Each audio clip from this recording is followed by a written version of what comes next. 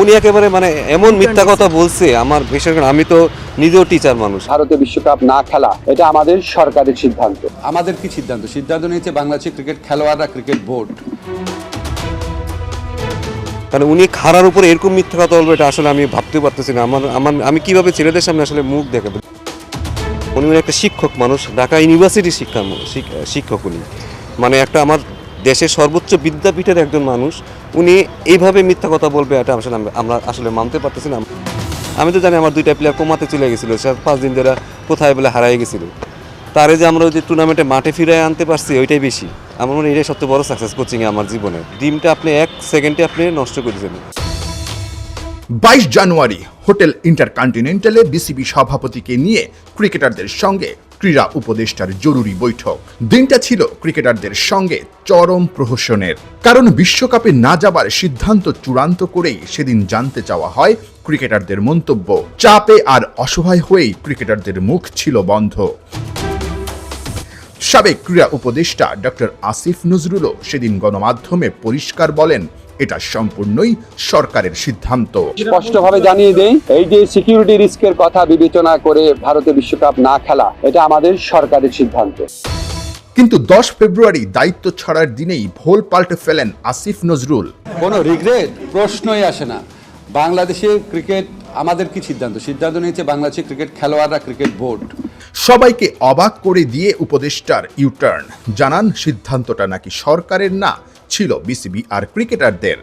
ভাবা যায় বিশ্বকাপ নিয়ে ক্রিকেটারদের সঙ্গে রীতিমতো মিথ্যাচার।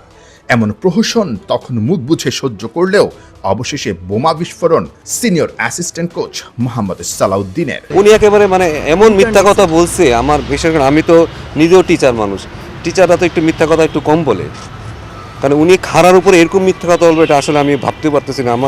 আমি কিভাবে ছেলেদের সামনে আসলে মুখ দেখাবো। ছেলেরা উনি এইভাবে ইউটার্ন নিবে। উনি একটা শিক্ষক মানুষ, ঢাকা ইউনিভার্সিটির শিক্ষক উনি, মানে একটা আমার দেশের সর্বোচ্চ বিদ্যাপীঠের একজন মানুষ। উনি এইভাবে মিথ্যা কথা বলবে এটা আসলে আমরা আসলে মানতে পারতেছি না। আমার মানাটা আসলে মানে কীভাবে মানবে এটা আসলে আমার বলার মতো না যে উনি কি বলে আসলো আর উনি এসে কীভাবে ইউটার্নটা নিল। আসিফ নজরুলের মিথ্যাচার আর বিশ্বকাপ ইস্যুতে ক্রিকেটারদের সঙ্গে প্রহসন এতটাই চরম, দুজন ক্রিকেটার নাকি মানসিকভাবে এতটাই ভেঙে পড়েছিলেন, নিরুদ্দেশ নাকি হয়ে গিয়েছিলেন। একটা ছেলে যখন বিশ্বকাপ খেলবে সে তার ড্রিম, তার এই যে 27 বছরের ড্রিম সে এখানে নিয়ে আসছে। ড্রিমটা আপনি 1 সেকেন্ডে আপনি নষ্ট করে দিয়েছেন। ঠিক আছে, দেশের সিদ্ধান্ত যদি দেশের কারণে হয়ে থাকে সেটা তারা স্যাক্রিফাইস করবে। বাট যদি বলেন ক্ষতির কথা বলেন, শুধু পার্সোনাল ক্ষতির কথা আমি বলবো না। পার্সোনাল ক্ষতি একটা ছেলে মানুষের ড্রিম আমি স্বপ্নটা শেষ করে দিয়েছি। আমি তো জানি আমার দুইটা প্লেয়ার কোমাতে চলে গেছিলো, 5 দিন ধরে কোথায় বলে হারাই গেছিল। তারে যে আমরা ওই যে টুর্নামেন্টে মাঠে ফিরায় আনতে পারছি ওইটাই বেশি। আমার মনে হয় এটাই সবচেয়ে বড় সাকসেস কোচিংয়ে আমার জীবনে। দেশে মাঠে আসছে এসে আবার রান করছে। একটা মানুষ তো অনেক বছর ধরে স্বপ্ন দেখে একটা ওয়ার্ল্ড কাপ খেলবে। মোহাম্মদ সালাউদ্দিনের কথাই স্পষ্ট, বিশ্বকাপ ইস্যুতে যা হয়েছে, যে প্রক্রিয়ায় হয়েছে, সবটাই ছিল ভুল আর প্রহসন। মাঝখান থেকে ক্রিকেটারদের একটা বিশ্বকাপের স্বপ্ন সলিল সমাধি হলো। বর্তমান বোর্ডের কাঁধেই সব দায় বর্তায়। বোর্ড প্রেসিডেন্ট আমিনুল ইসলামের নেতৃত্বে ক্রিকেটারদের সঙ্গে এমন মিথ্যাচার আর প্রহসন কেন, সেই জবাব দেওয়ার সাহস কি আছে আমিনুল ইসলাম বুলবুলের, নাকি তিনিও গা বাঁচাতে মিথ্যার আশ্রয় নেবেন আরও একবার? নাহিয়ান বিন জসিম, ৭১।